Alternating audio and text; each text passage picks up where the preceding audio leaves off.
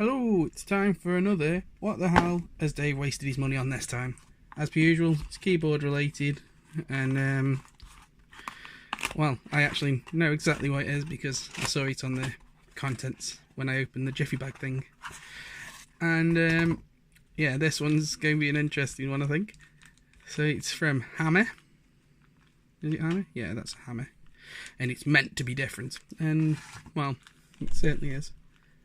About 8 to 10 months ago, something like that, fidget spinners were all the rage. And because everyone knows that I'm super trendy, it takes me at least 8 months to get into anything. Blimey, that's Toit like Toiga. And so this is my contribution. I saw this on Mass Drop. Oh my god, there's the fidget spinner bit.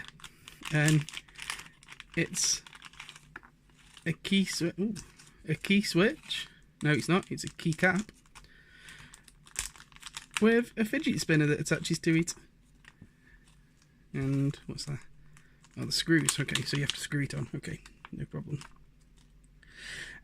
This was approximately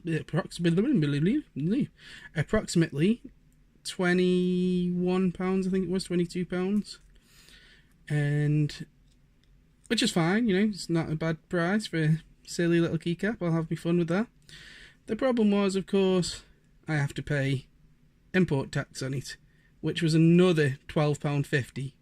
I had to pay £12.50 just to get this bloody thing into the country, and it ended up being over, well, you know, over $40 in the end, which is ridiculous. But hey ho, it's okay. It's got a load of red fluff everywhere now, and yeah, this is it. It spins. Oh god, that's ridiculous. Whee! It actually spins really well, to be fair. I'm liking that. Yeah, that's it.